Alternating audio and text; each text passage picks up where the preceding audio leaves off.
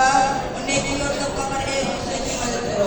قال النبي صلى الله عليه وسلم لا تزال طائفة من أمتي ظاهرين على الحق ہمیشہ رہے گا ایک گروہ میری امت میں سے ان کی حق پر یافتہ ہوں گے۔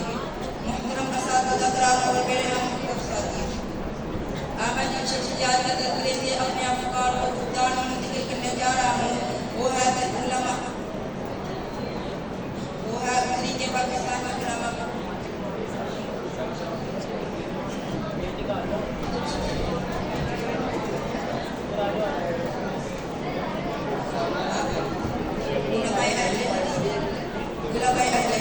جنہوں نے تحریک پاکستان کے توقع پہ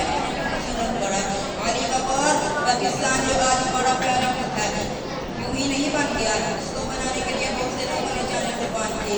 ان میں سے ایک اہم کردار علماء کرام کا تھا اور خاص طور پر علماء اہل حدیث کا۔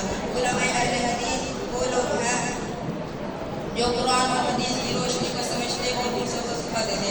جب برصغیر میں مسلمانوں کو آزادی کی ضرورت محسوس ہوئی تو یہ علماء سب سے پہلے میدان میں آئے۔ ان علماء نے قوم کو بتایا ہمارا دین الگ، ہمارے رہنے سہنے کا طریقہ الگ، ہماری تقریب بھی الگ ہے، اس لیے ہمیں ایک الگ ملک کی ضرورت ہے جہاں ہم آزادی کے اسلام پر عمل کر سکیں۔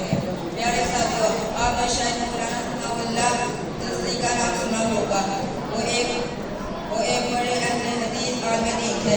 انہوں نے قائد اعظم محمد علی جناح کی حمایت کی اور تحریک پاکستان کا مکمل ساتھ دیا۔